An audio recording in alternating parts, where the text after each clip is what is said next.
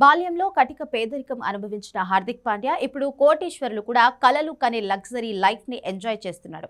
విలాసవంతమైన విల్లాలు, ఖరీదైన కార్లు, కోట్లు విలువ చేసే వాచీలు, వజ్రాలు పొదిగిన నగలు. అసలు హార్దిక్ పాండ్యా లైఫ్ స్టైల్ చూస్తే జల్సాలు చేసే వాళ్ళు కూడా జలసితో చచ్చిపోతారు.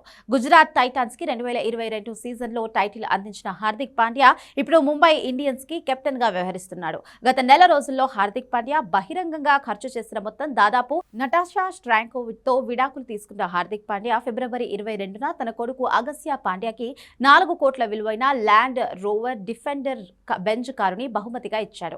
విడాకుల తర్వాత మాజీ భార్యకి, కొడుక్కి ఇంత ఖరీదైన కారు కొనివ్వడం అభిమానులను ఆశ్చర్యపరిచింది. మాజీ భార్యకి 4 కోట్ల కారు బహుమతిగా ఇచ్చిన హార్దిక్ పాండ్యా నెల తిరగకుండానే తన కోసం 12 కోట్ల కారు కొన్నాడు. మార్చి 15న 12 కోట్ల విలువైన ఫెరారీ కారుని కొనుగోలు చేసి ప్రియురాలతో కలిసి దానికి పూజలు కూడా చేశారు.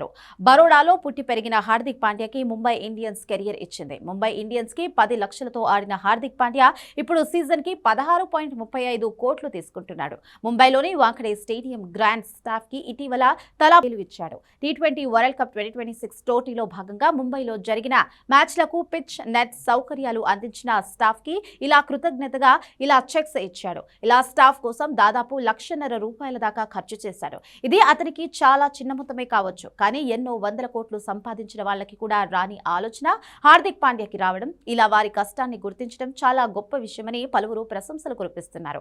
తన ప్రియురాలు మెహికా శర్మకు 1.7 కోట్ల ఖరీదైన మెర్సిడెజ్ బెంజ్ వి క్లాస్ కారుని కొనిచ్చాడు. ఇలా ఫిబ్రవరి 22 నుంచి మార్చి 29 వరకు 35 రోజుల్లో దాదాపు 20 కోట్ల వరకు ఖర్చు చేశాడు హార్దిక్ పాండ్యా.